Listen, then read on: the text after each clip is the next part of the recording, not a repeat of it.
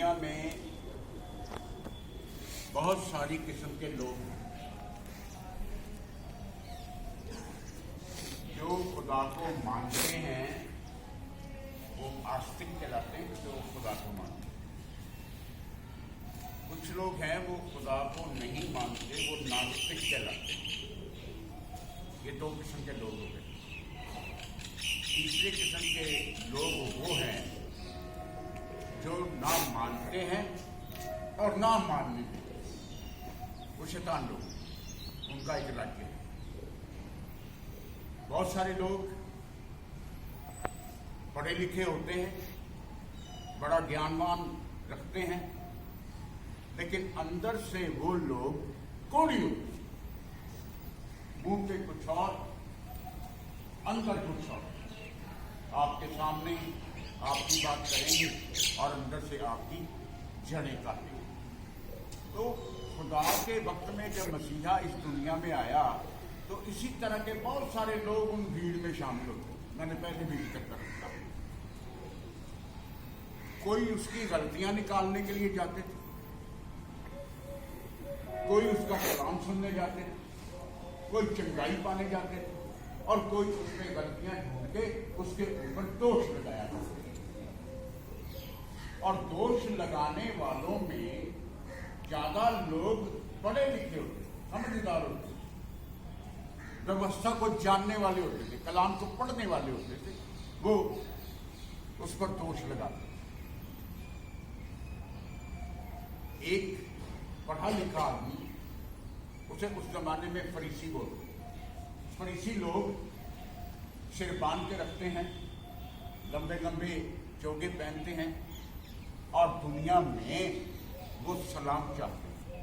किस रास्ते से गुजरे लोग उन्हें सलाम करें, जहां पर जाए उन्हें अच्छी अच्छी जगहों पर बिठाया जाए, उनका इज्जत हो, उनकी मान हो। तो उस जमाने में जब लोग मसीहा के पीछे हो लिए ना, तो ये लोग घबरा गए कि सब सारे लोग अगर उसके पीछे हो गए तो फिर हमें कौन पूछेगा। उन फरीसियों में से, उन व्यवस्थापकों में से जो कलाम के ज्ञानी थे, जो कलाम को सुनने वाले थे, एक आदमी उठ करके रात के वक्त अंधेरे में मसीहा के पास आया। रात के वक्त आया, दूसरे लोगों से छिपते छिपाते आया ताकि किसी को पता ना चल जाए। वो रात के वक्त आया, और लिखा गया है कि वो आदमी फरीसी था और यहूदियों का सरदार। छोटी जगह नहीं आया, वो रात के वक्त आया और खुदा के सामने अपना अंगीकार करने के लिए आया। पढ़ेंगे, यूहन्ना की अंजील है, उसका 3रा अध्याय, उसकी पहली आयत। फरीसियों में से एक निकोदेमुस नाम का आदमी, जो यहूदियों का सरदार था, रात के अंधेरे में, कोई देख न ले मुझे, लोगों में बदनाम हो जाऊंगा, लोग मेरा मजाक उड़ाएंगे। तो वो रात के अंधेरे में आया और आ करके उसने यीशु से कहा, हे रब्बी, हम जानते हैं कि तू गुरु है, हम जानते हैं कि तू खुदा का बेटा है, हम जानते हैं कि तेरा नाम यीशु है और तू खुदा की तरफ से आया है। आज हर एक बंदे को ये इस बात का अंगीकार करना होगा। ये 2-3 लाइनें जो हैं हम सबको बोलनी चाहिए। हे रब्बी, हम जानते हैं कि तू खुदा की तरफ से होकर के आया है, और जब तक खुदा तेरे साथ ना हो, ये आश्चर्य क्रम जो तू करता है ना, तू नहीं कर सकता। पढ़िए निकालिए 3 का पहली 2। फरीसियों में निकोदेमुस नाम का एक मनुष्य था, जो यहूदियों का सरदार था। उसने रात को यीशु के पास आकर उससे कहा, ऐ रब्बी, हम जानते हैं कि तू परमेश्वर की ओर से के कोई इन चिन्हों को जो तू दिखाता है, यदि परमेश्वर उसके साथ ना हो तो नहीं दिखा सकता। जब तक खुदा तेरे साथ ना हो, तू ये आश्चर्य क्रम जो दिखा रहा है ना, कोई नहीं दिखा सकता। खुदा की मेहरबानी से, खुदा के फजल से, खुदा की सामर्थ्य से, खुदा की ताकत से उसका इकलौता बेटा मसीह दुनिया को आश्चर्य क्रम जो है वो दिखा रहा, ताकि लोग जाने कि वो उत्पन्न गुरु है, वो खुदा का बेटा है। आश्चर्य क्रमों की लिस्ट में आज 20वां आश्चर्य क्रम मैं आपके सामने पेश कर रहा हूं, और वो आश्चर्य क्रम है कि बहरे सुनते हैं और गूंगे बोलते हैं। जन्म के गूंगे जो हैं वो बोलने लग जाते हैं, जन्म के बहरे जो हैं वो खुदा का कलाम, खुदा की वाणी जो है वो सुनने लग जाते हैं। मत्ती की इंजील 9:32, लोग एक जब बड़ी भीड़ इकट्ठी हो गई तो लोग एक जन्म के गूंगे को उसके पास लाए। अब जो ध्यान से सुनिए, अब जो बंदा गूंगा होता है ना, वो बहरा भी होता है, उसके बोलने में तकलीफ नहीं है। वो गूंगा इसलिए है कि उसने कुछ सुना ही नहीं। वो सुनेगा तब बोलेगा ना, वो तो बहरा है, वो तो सुनता ही नहीं है। जब वो सुनता ही नहीं है तो बोलेगा। हम बच्चे के कान में बोलते हैं, बोलो पापा। जब वो पापा की गोद में होता तो पापा बोलता, बोलो मम्मी, तो बच्चा सुनता है। वो सुनता है इसलिए मम्मी पापा कहना शुरू करता। अब यहां पर जिक्र आ गया कि वो बहरा है, सुनता नहीं है, इसलिए वो बोलता नहीं। तो गूंगा और बहरा शख्स जो है वो खुदा के पास लाया और खुदा ने उसे ठीक कर दिया। पढ़ेंगे। जब वह बाहर जा रहे थे तो देखो, लोग एक गूंगे को जिसमें दुष्ट आत्मा थी उसके पास लाए। लोग कहते थे अगर कोई तकलीफ आ गई है ना, तो लोग कहते थे इसके अंदर दुष्ट आत्मा, इसके अंदर बुरी आत्मा। बुखार हो गया, इसके अंदर बुखार वाली बुरी आत्मा। अगर ये अंधा हो गया है तो इससे अंधे वाली आत्मा इसके अंदर आ गई। अगर कोढ़ हो गया, ये कोढ़ वाली आत्मा, बुरी आत्मा इसके अंदर। यहां पर भी वैसा ही हो रहा। लोग उसे लाए और उसके सामने पेश किया तो खुदा ने उस पर हाथ रखा, स्वर्ग की ओर देखा। देखिए, ठीक करने का सबसे अच्छा तरीका होगा, आप खुदा से मांगे, खुदा से मांगे, वो ठीक करेगा। आप खुदा के सामने दुहाई दें, वो आपकी दुहाई को सुन लेगा।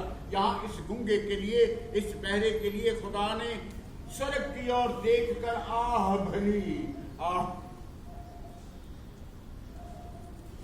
और उससे कहा, इफ़्फ़तह। एक शब्द आया है खुदा के ज़बान मुबारक से, ये शब्द उस आदमी के लिए निकला, इफ़्फ़तह, इफ़्फ़तह। इसका मतलब होता है कि खुल जा, इसके कान खुल जाए, इसकी जुबान खुल जाए। इन शब्दों का इस्तेमाल करें। ये तो शब्द हम सुनते ही नहीं है, बताता ही कोई नहीं है कि ऐसा शब्द भी लिखा हुआ। मरकुस की इंजील उसका 7 बाब उसकी 34 आयत, और लिखा गया है कि एकदम उसके कान खुल गए, उसकी जुबान के अंदर जो वलेमे थे, जो वल्फरेब थे, वो निकल गए, जुबान की गांठें खुल गई और वो खोलने लगा। ये है खुदा का करिश्मा, ये है 20वां करिश्मा जो खुदा ने लोगों के सामने किया। हर बोलने वाला बोलने की शक्ति खुदा से मांगता है। आज सुबह मैं मांग के आया, मुझे जुबान देना, मैं बोल नहीं पाऊंगा खुदाया, मैं कुछ कह नहीं पाऊंगा जब तक तू मेरे साथ ना हो। जब तक तू मुझे बोलने की सामर्थ्य ना दे, मैं बोल नहीं पाऊंगा। जब तक तू कलाम मुझे ना दे दे, मैं कलाम नहीं सुना पाऊंगा।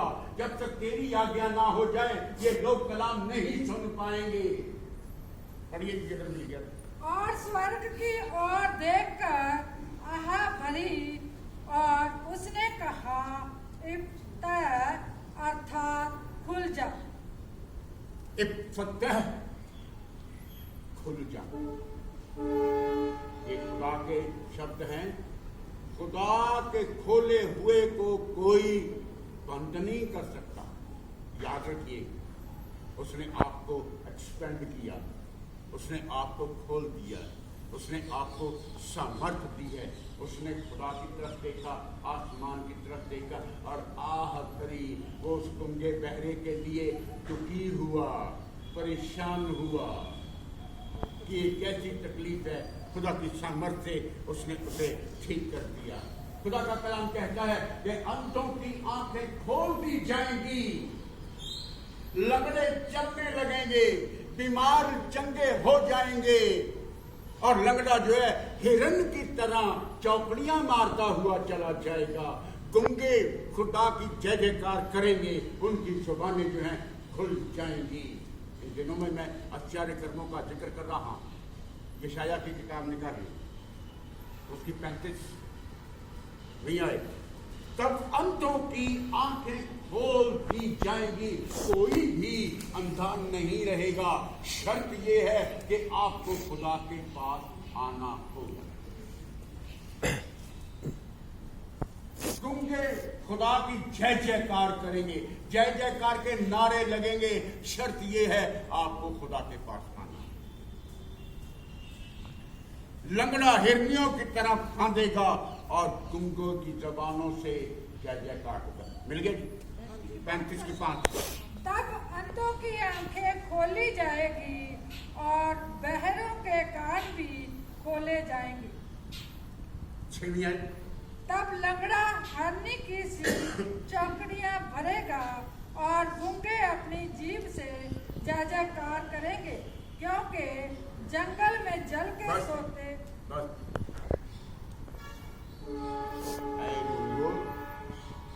ऐ बहरो, हे मंदमतियो, खुदा से मांगो, खुदा आपको दे देगा। जब वो आश्चर्य कर्म करता था ना, यहाँ पर कई लोग खड़े हैं जो इस बातों को मानते नहीं। ये तो रोज आता है, बोलता रहता है। उस जमाने में भी ऐसा ही था। लोग मानते नहीं थे, लोग उसके आश्चर्य कर्मों पर विश्वास करते नहीं थे। आधे करते थे, आधे नहीं करते थे।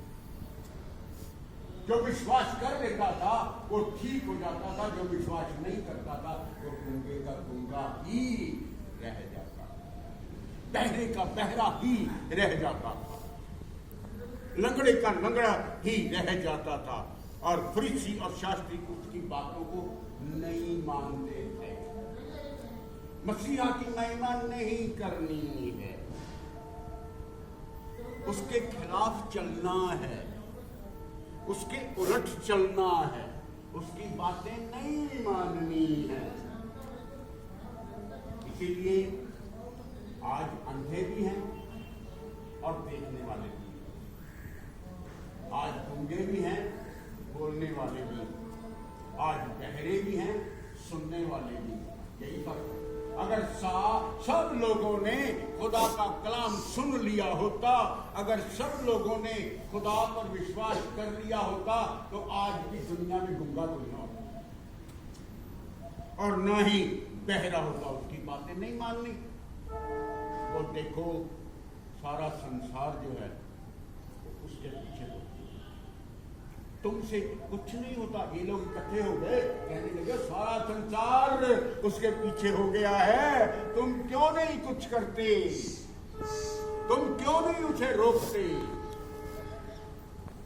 और तभी से उन्होंने उसे पकड़ लेने का षड्यंत्र बनाया, उसे मार देने का षड्यंत्र बनाया। खुदा की वाणी, खुदा का पाक और पवित्र कलाम है जो आज आपसे बातचीत कर रहा है। मसीहा की बातें नहीं सुननी, उसके पास नहीं जाना, उसके कलाम पर विश्वास। ये फरीसी लोग कहा करते, ये जितने धार्मिक लोग थे ना, ये उनका मानना। सबसे ज्यादा मसीहा के खिलाफ उसके अपने लोग, दूसरे लोग नहीं। कहते थे कि ये शैतान की मदद से दुष्ट आत्मा को निकालता। उसने बोला जिस घर में भूख होती है वो घर नाश हो जाता है, और जिस राज्य में फूट होती है वो तबाह हो जाता है, टुकड़े टुकड़े हो जाता है। लूका की अंजील उसका 11वां बाब उसकी 17 आयत बयान कर रही है। अगर मैं शैतान की मदद से शैतानों को निकालता हूँ तो फिर तो अपना घर खुद ही फूक रहा हूँ। तभी उसने बोला है काम, तभी उसने ये शब्द बोला है कि जिस घर में फूट होती है वो घर नाश हो जाता है, और जिस राज्य में फूट होती है वो राज्य उजड़ जाता है। पढ़िए जी। परंतु उसने उनके मन की बातें जानकर उससे कहा, जिस जिस राज्य में फूट होती है वह राज्य उजड़ जाता है। आज की सबसे इम्पोर्टेंट आयत है, अपने परिवार का ध्यान रखें, अपनी फैमिली का ध्यान रखें, जो आपकी फैमिली ट्री है उसका ध्यान रखें, अपने शहर का ध्यान रखें, अपने इंस्टीट्यूट का ध्यान रखें, अपने राज्य का ध्यान रखें, क्योंकि जिस राज्य में फूट होती है वो राज्य उजड़ जाता है, और जिस घर में फूट होती है वो घर तहस नहस हो जाता है, वो परिवार टुकड़े टुकड़े हो जाता है। आखिरी आयतों पे जा रहा हूं मैं, इसलिए खुदा का कलाम कहता है, आपसे भी कहता है, मुझसे भी कहता है, और इन बच्चों से भी कहता है कि अपने आप को खुदा के अधीन करो, अपने आप को खुदाए नाम की छत्र छाया में ले आइए, अपने गुरु की छत्र छाया में ले आइए। उस छटपटाने की जरूरत नहीं है, उसकी छत्र छाया से बाहर जाने की जरूरत नहीं है, उसकी छत्र छाया में बने रहे। याकूब की पत्री निकालेंगे जी, उसका 4 बाब उसकी 7वीं आयत बयान कर रही है, परमेश्वर के अधीन हो जाओ और गलत लोगों का सामना करो। गलत लोगों की सुननी नहीं, उसका सामना करो, तब वो गलत आदमी जो है वो आपके सामने से भाग जाएगा। जुल्म करना तो गलत बात होती है, जुल्म सहना भी बड़ी गलत बात होती है।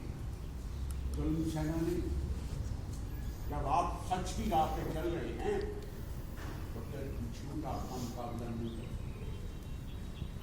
खुदा के अधीन हो जाओ और बुरे लोगों का सामना करो, तब बुरे लोग जो हैं वो आपके पास से भाग जाएंगे। आखिरी आयत मेरी आपके साथ जाएगी, थेसलोनिकियों दूसरा थेसलोनिकियों 3 बाब उसकी 3री आयत में लिखता है कि प्रभु सच्चा, खुदावन सच्चा है, वो आप सब लोगों को मजबूत करेगा और शैतान लोगों से आप सबको बचा के रखेगा।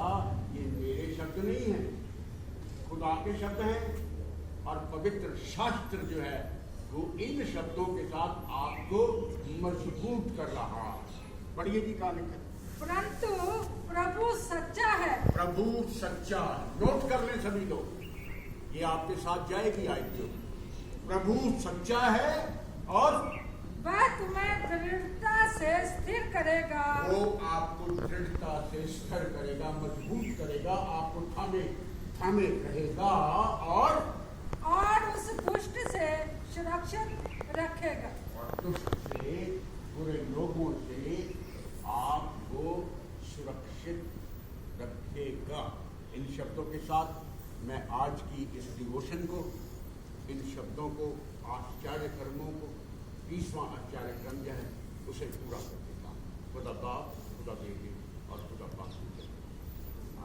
यहाँ के